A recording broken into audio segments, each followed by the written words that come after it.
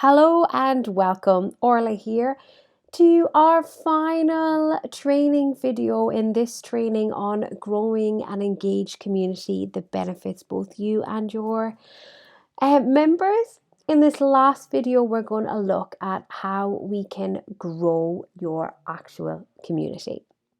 What we will learn in the video is the most important factor when starting your community and encouraging meaningful conversations.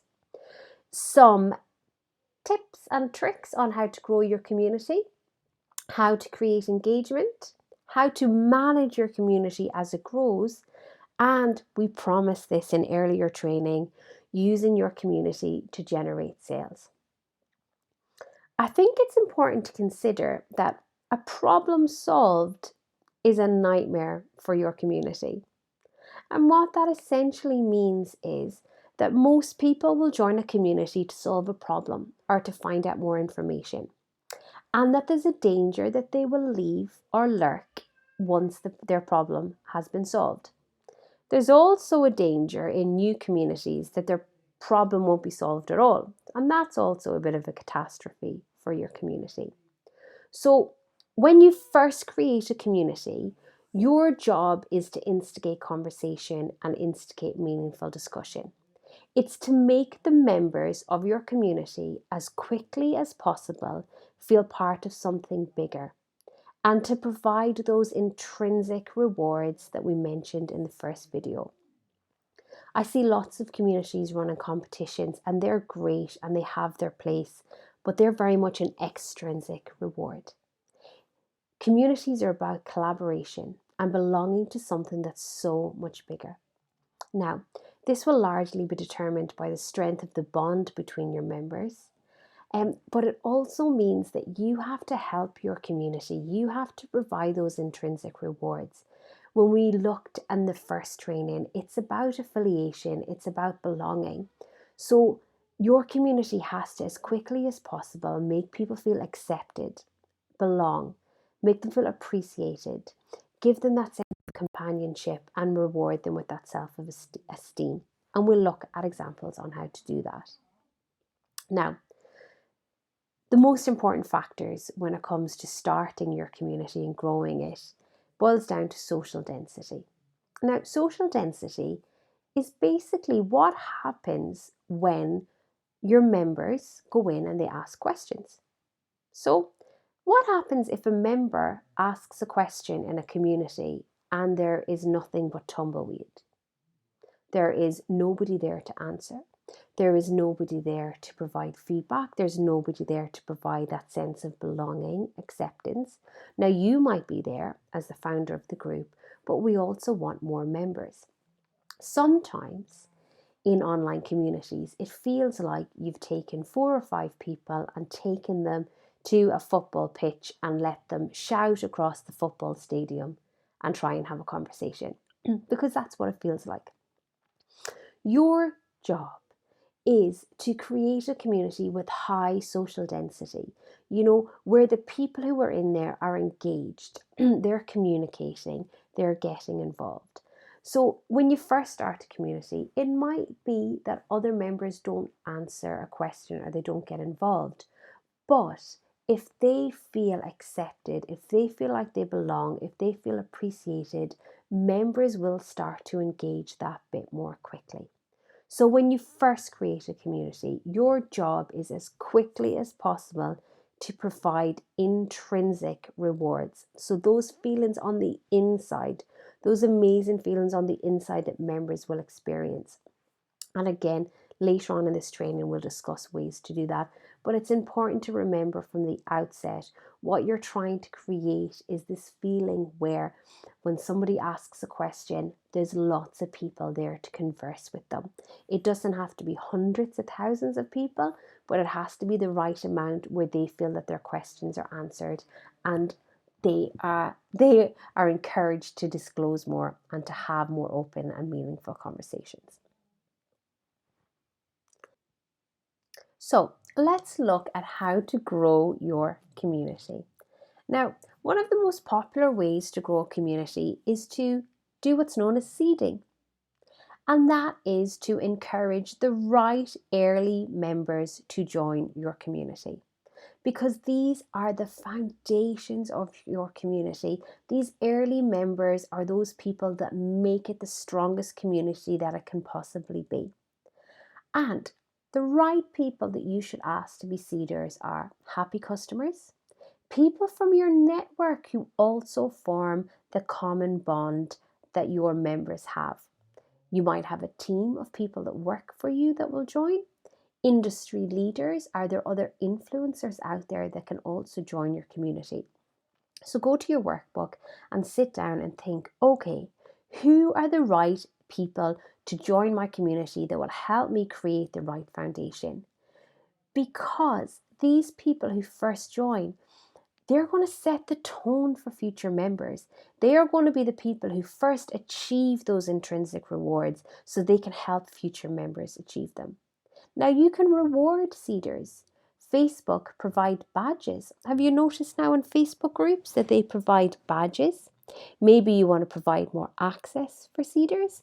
You can also give them a sense of ownership in the group. There can be admin roles.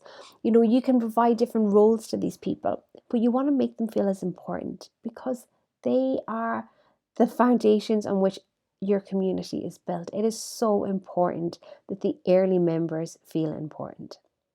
Now, once your seed members are in place, so they're early members, once they're starting to have conversations, once they're starting to open up, once they're starting to disclose, then you open your community up to everyone else. Now, you will be relying on your seed member to add family and people that they know, i.e., people they know that also share the common bond. But marketing your community follows the same way of marketing any other product or service that you offer. Members aren't just going to happen upon your community and join it. You have to actively promote it. So you actively promote it through your email newsletter, through any paid traffic, paid Facebook ads, paid pay-per-click adverts, maybe some Instagram adverts. You use all of your available links like your Instagram bio, links on lives, absolutely everything you can, you use to drive traffic back to your Facebook community, your online community, your forum, however you decide to build it. But you market your community in the same way you market any other product or service. Now, when you're marketing it, do not market 10 things at once. If you want your community to grow, decide on a set period of time where you're going to just market your community. Change the theme of your content. Change the theme of what you're putting out there so it's all about your community, and make people aware of the community that you offer and how they can join it. Now, as soon as possible after you have people join your community, you want to create engagement. If the right members have joined and they have a strong common bond, encouraging conversation will be easy. You want to do things like ask questions, run polls, share stories, and encourage people to participate.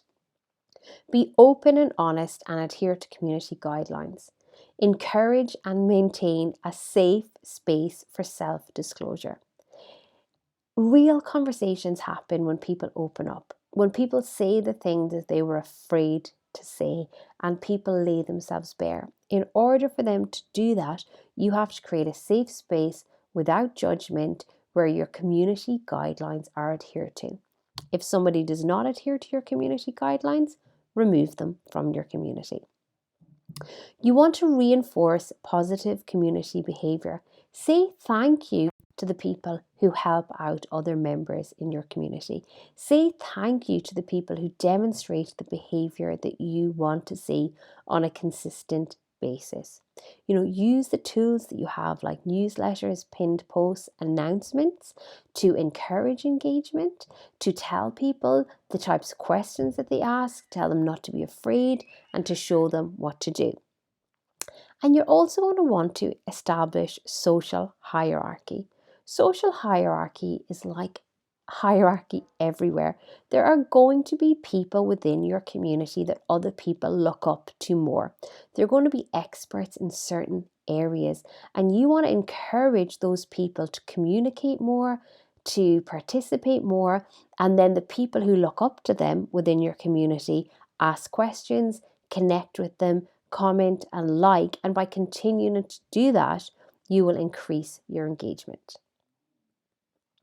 Now, it's also important to consider there are many different ways that members can engage with the community, and this will be unique to you and your community, but it's not always that they're just going to become a member and then comment all of the time.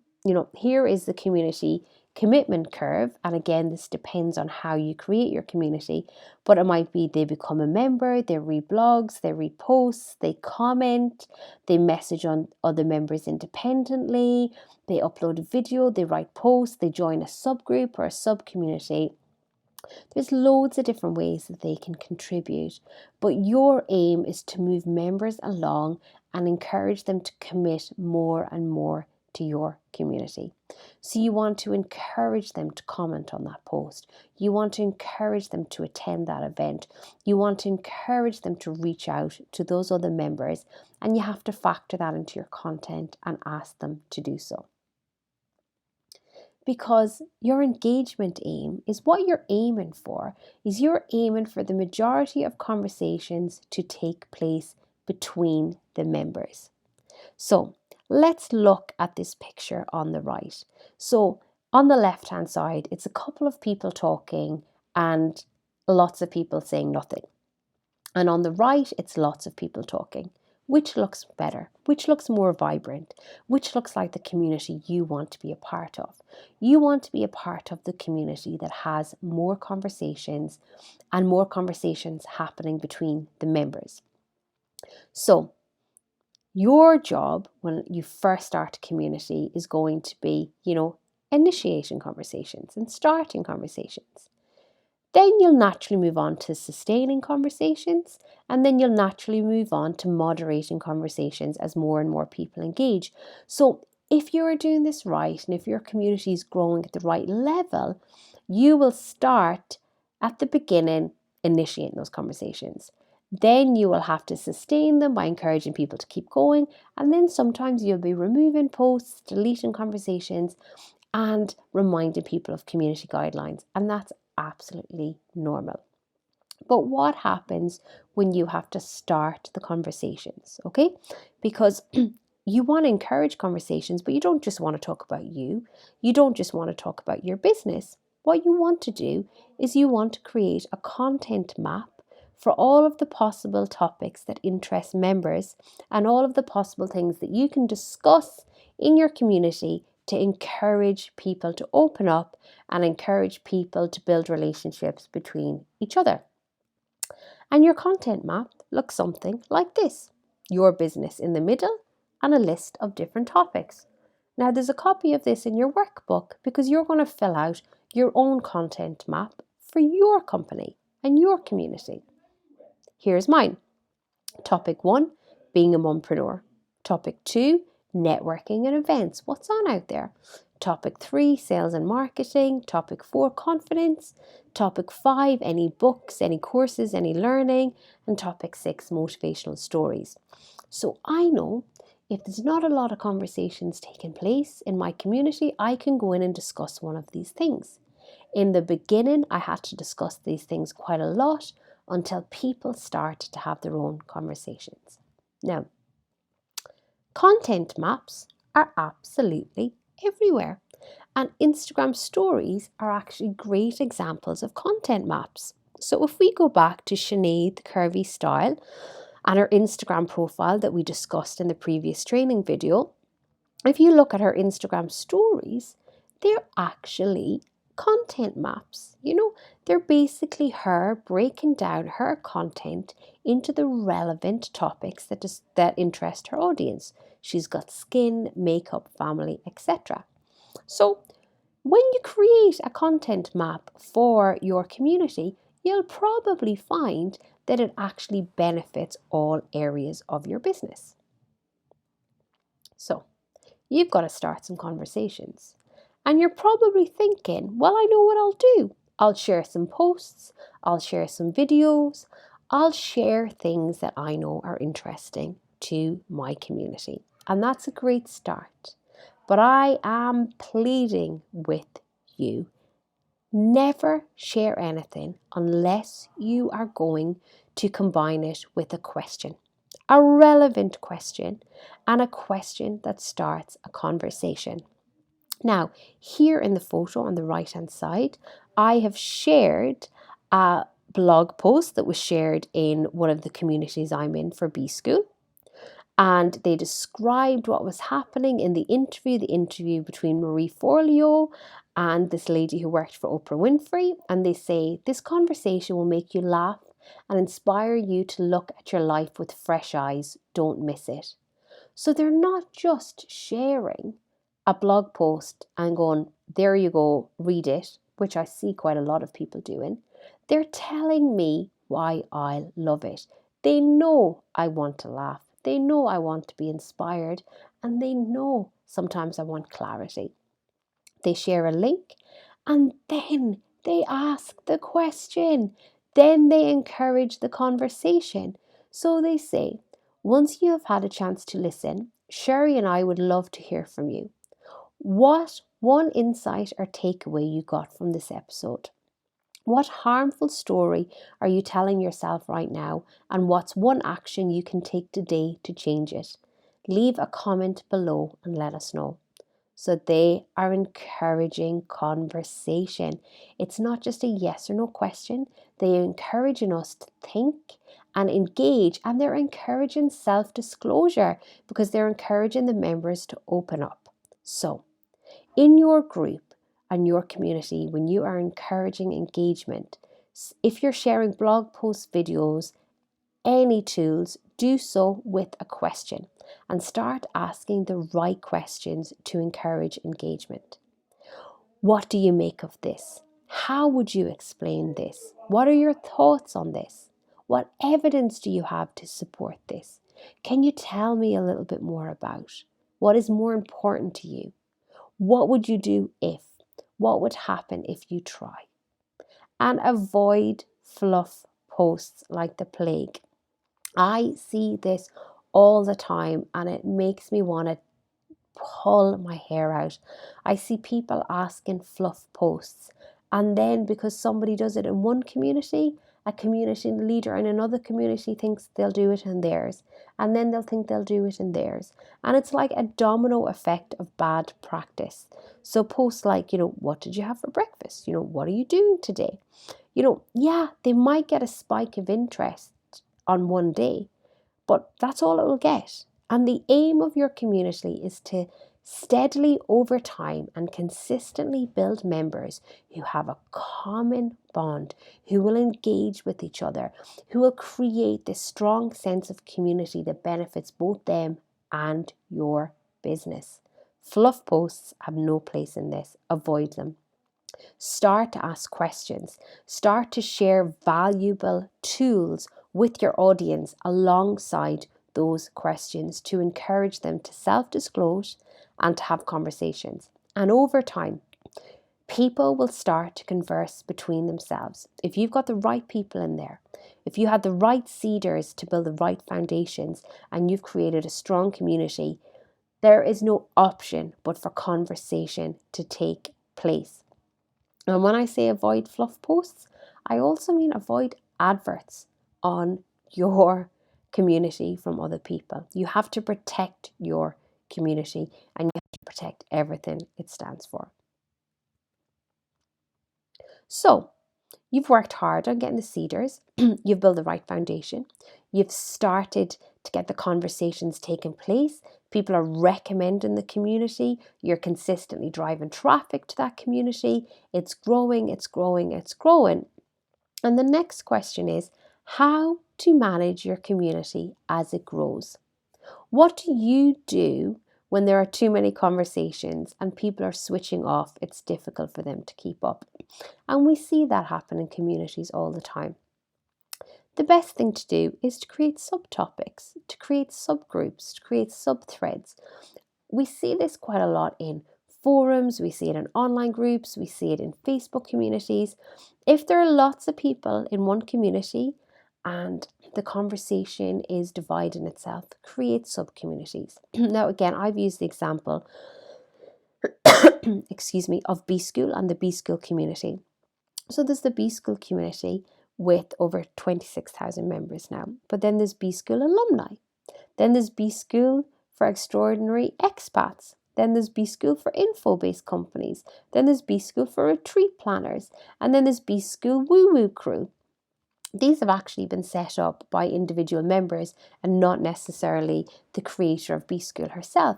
However, it's a great example as to how subtopics and subgroups work, because it allows you the opportunity to create new communities or to create new subtopics that people can discuss, and you can make those searchable.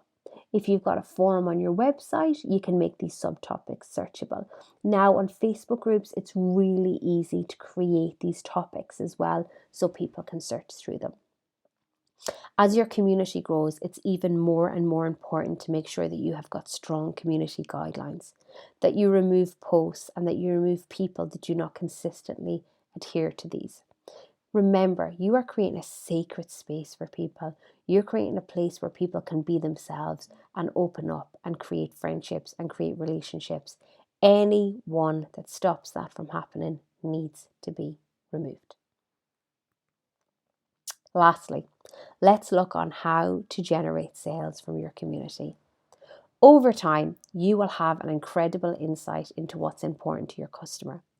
As you monitor these conversations, as you watch what's important to them, you are going to start to get ideas. You're going to start to get ideas for new products. You're going to start to get ideas for new services, new packages. And your job is to be a little bit strategic about this. Learn to present what your customers want when they want it. And don't just try and force onto them what you want to sell. I've used the example there on the right-hand side of Snag Tights. When we had Bree, the CEO from Snag Tights, do a workshop for us, she spoke long and hard about her green tights.